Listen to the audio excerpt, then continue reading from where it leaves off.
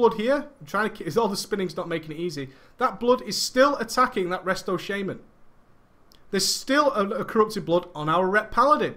It's still there. Look at the aggros changing all the way between our mobs. Because we do not know what mobs are attacking who. We're doing our best. We're spamming Thunderclap. We're spamming Cleave. But look, you can see the blood here. You can see the blood up here. These are the ones I would be looking for if I wasn't using this add-on and saying, Christ, I'm trying to pull them back here. But now this blood over here is traveling all the way over there. It's a bad situation to be in. Look at the health of the raid. The party and the healers do not need more people to have aggro. They really do not. There's another blood over there that's having to be tanked. It's just pretty shitty. Them numbers are fucking crazy. I couldn't deal with that, mate. Well, I'd turn that off. That's why I'd use MSBT. I wouldn't want all that number spam. It's just too much information. Now, I want you to notice this. This was a key point here. This was a key point. Our Ret Paladin is about to gain aggro. Why? Because he's a fucking DPS who's doing some whoring. Now, watch his health. Look at the Ret Paladin's health. This is all because we do not know there is a blood on him. Look at that. He nearly died from that situation. He still had aggro then. And look at all the healing it took to get him back in the game. Look at our healer's mana. Our Resto Shaman hardly has anything. Our Priest hardly has anything left. The guys are running on empty. We're getting really stressed because there's mobs everywhere. And because we don't know what's attacking what, we've just had 2 deaths. Our Resto Shaman is now down. We've lost a Hunter who had aggro. It's a whole world of nonsense. And it's because we just don't know what's happening. We're panicked. We're now having to kite. You can see he's using his boots. He's then going to heroic leap back in. This is a fight that gets particularly crazy towards the end. It really does. This fight gets so crazy at the end, we need to be as comfortable as possible. And when our job is to tank every single blood, we need to know every single blood is on us. We need to know it now, and we need to be ready to deal with situations that are tricky. Our view needs to be so crystal. Think about your position all the time. These are the advanced tips I recommend for Dirks.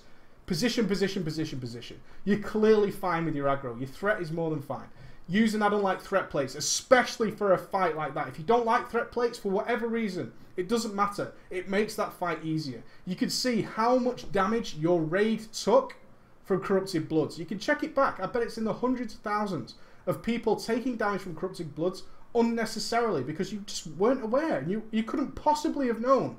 You couldn't possibly have known those were the guys who had aggro and it was that particular blood. Especially when you're stood on top of everybody and you're having to dance around all the time to try and make sure you're not being hit in the back. All this unnecessary pressure is falling on you. Simplify it. Those bloods are going to go for the healer. Now, it doesn't matter what fight this is. Remember, apply this to your Mr. Pandaria stuff. They're going to be ads spawning a lot in the Mr. Pandaria fights. Those ads are going to go for your healers. Make sure you've got good sight on it. Make sure you can tell what's attacking what. Make sure you know what to do should something bad happen. And be more comfortable. Dancing around all the time and panicking and not knowing what's happening everywhere is just what creates that chaos in the end. It leads to deaths. You might say, it's the chain of events I was talking about earlier. Sometimes there are unnecessary deaths.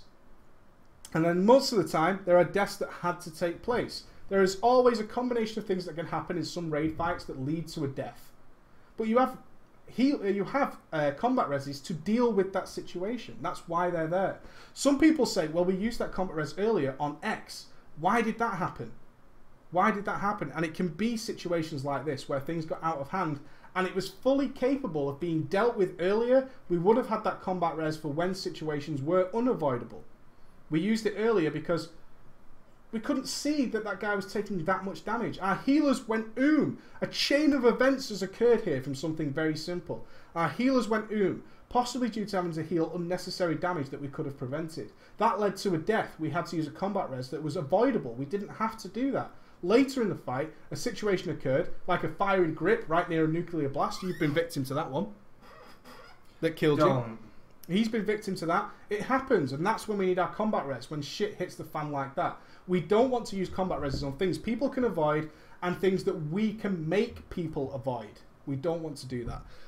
That's the workshop for tonight. I'm so glad over 300 of you could join me. I hope you really enjoyed that. If you've got any quick questions for me or the Ghosty, feel free to send them in now. I hope you enjoyed that. I hope that helps you out. I hope a lot of you are going to take these tips into Mr. Pandaria. Don't apply them to just Prot Warriors. Don't apply them to just this fight. They're all examples of things you can do with.